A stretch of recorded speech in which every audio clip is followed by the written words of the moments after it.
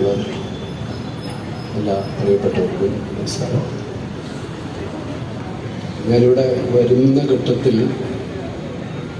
ഈ ഒരു ചടങ്ങിൻ്റെയും അല്ലെങ്കിൽ ഈ ഒരു സ്റ്റേഡിയം ഫിലിം ക്ലബിൻ്റെയും ഉദ്ദേശ ലക്ഷ്യങ്ങളെക്കുറിച്ചുള്ള കൃത്യമായ ധാരണ ഉണ്ടായിരുന്നില്ല. ഞാൻ അകത്തിരിക്കുമ്പോൾ മക്കാട്ടിനടുത്ത് ചോദിച്ചു, മക്കാട്ടിൻ പറയുന്നത് വിശദമായിട്ട് വേദിയിൽ പറയുന്നുണ്ട്.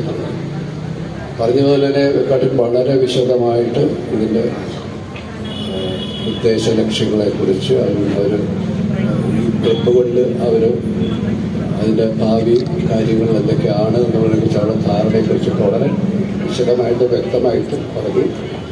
വളരെ സന്തോഷം തോന്നുന്നൊരു കാര്യമാണ്. കാരണം അവർ ഇതിനകത്തുള്ളവരെല്ലാവരും, ഈ 300ഓളം അംഗങ്ങൾ ഉള്ളവരെല്ലാവരും ഏതെങ്കിലും വിധത്തിൽ സിനിമയുടെ വിവിധ മേഖലകളിൽ പ്രവർത്തിക്കുന്നവരാണ്. അങ്ങനെ ഒരു ഫിലിം ക്ലബ്ബ് മറ്റെവിടെയെങ്കിലും ഉണ്ടായതായിട്ട് നമുക്കറിയില്ല. സിനിമാ പ്രവർത്തകരുടെ ഒരു കൂട്ടായ്മയാണ്. സിനിമയിൽ ഒരുപാട് സംഘടനകളുണ്ട്. ടെക്നീഷ്യന്മാർക്ക് അവരുടെ സംഘടനയുണ്ട്, അഭിനേതാക്കൾക്കുണ്ട്, പ്രൊഡ്യൂസേഴ്സിനുണ്ട്. അങ്ങനെ വിവിധങ്ങളായ മേഖലകളിലേക്ക് വ്യത്യസ്തമായ രീതിയിൽ അവരവരുടേതായിട്ടുള്ള സംഘടനകൾ, അതിൻ്റെ ഉദ്ദേശ ലക്ഷ്യങ്ങൾ, സിനിമാ നിർമ്മാണവും അതിൻ്റെ പ്രവർത്തനങ്ങളുമായിട്ട് ബന്ധപ്പെട്ട വിഷയങ്ങളാണ് അവിടെ പലപ്പോഴും കൈകാര്യം ചെയ്യുന്നത്.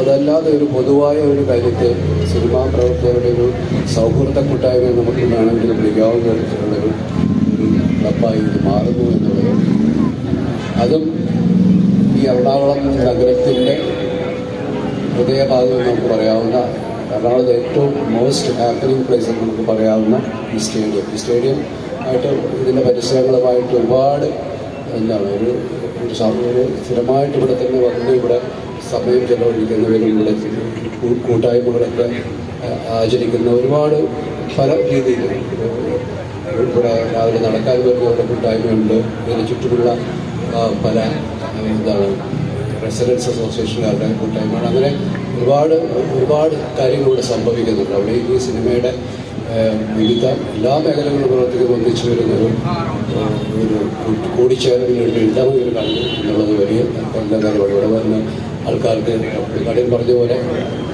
സിനിമയെക്കുറിച്ച് സംസാരിക്കാൻ, സിനിമയുടെ സാധ്യതകളെക്കുറിച്ച് അവസരങ്ങൾ ലഭ്യമാക്കുന്നതിനുള്ള ഒരു ചർച്ചകളൊക്കെ ഇവിടെ സംഭവിക്കുന്നു എന്നുള്ള വലിയ കാര്യമാണ്.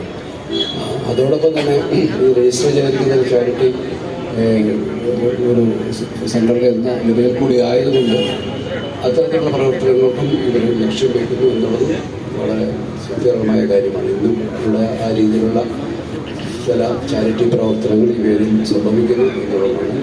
അപ്പോൾ അങ്ങനെ ഒരു വലിയ സംരംഭമായിട്ട് ഇതിനെ ഒരു ചെറിയ തുടക്കമാണെങ്കിൽ ഇതിന് വലിയ